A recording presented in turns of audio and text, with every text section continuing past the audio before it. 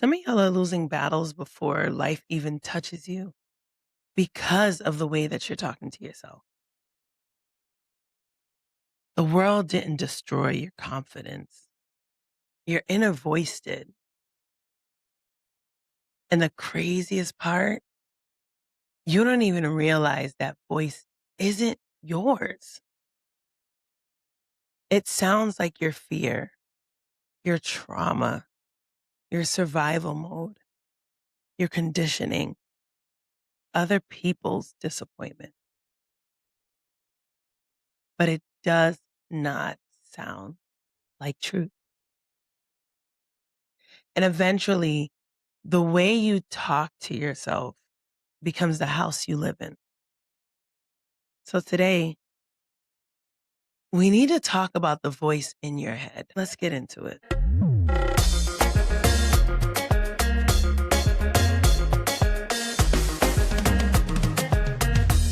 Welcome to Shou Talks, the podcast where we stop pretending growth is random and start treating life like a house we intentionally build. Every room represents a different part of who we are: our mindset, our habits, our identity, healing, discipline, becoming. Those of you who have been around, you notice I'm naming rooms that we've touched on or will touch on. And lately, we've been going deeper into the sub rooms because life is layered. You can clean one room and still have chaos hiding underneath another. Today, we're stepping into the inner voice room. Now, guys, as a reminder, this house, Shou Talks, Shou's house, wasn't built overnight. And neither were you. Every lesson, every heartbreak, every setback, every breakthrough added another room. Some rooms became shelter, some became survival, some became prisons disguised as protection. But healing means learning the difference, and growth means rebuilding with intention. That is the core basis of Shou Talks. Now, the inner voice room is the space where your self-talk lives. Not your public voice, not your Instagram captions, not your motivational quotes. I'm talking about the voice that shows up when nobody's around. The voice that speaks after failure, rejection, mistakes, even disappointment. Because whether people realize it or not, your inner voice becomes your internal environment. People think self-talk is just positivity, like saying affirmations in the morning. But this room goes deeper than that. Your inner voice is your emotional narrator. It explains your life back to you. And if that narrator is cruel, fearful, ashamed, hopeless, eventually your life starts reflecting that. A lot of people don't even realize they're mentally bullying themselves every single day. For example, I'm always messing things up. I'm not enough. I'll probably fail anyway. Nobody really chooses me. Oh, and our famous one, I'm too late, too damaged. But guys, after a while, your mind stops questioning those statements and starts accepting it as identity. And that's the danger. Because the inner voice doesn't just affect confidence. It affects decisions. You start shrinking opportunities, sabotaging relationships, avoiding risks, and settling for less. Not because you can't do more, but because internally you already decided you're not worthy of more. I remember periods in my life where my inner voice was exhausted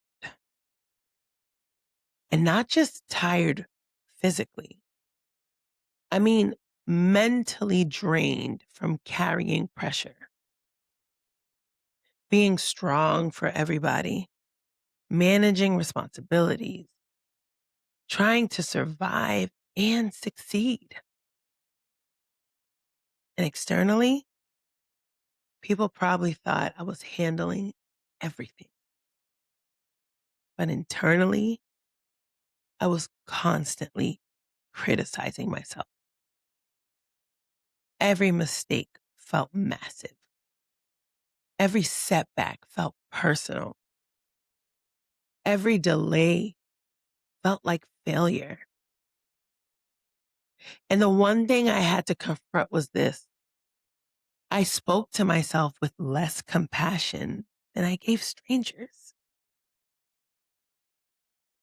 As that realization hit me so hard. Because if your inner world is hostile, you never actually feel safe, even when your life is going well. As your inner voice was conditioned, okay? A lot of the voice in your head, that didn't start with you. Some of it came from childhood, some came from criticism, survival mode, and from environments where love was actually attached to performance. So now your brain thinks pressure equals safety. You learn to motivate yourself through fear. That's why some people literally do not know how to rest, especially without guilt. Their inner voice only knows how to crack the whip.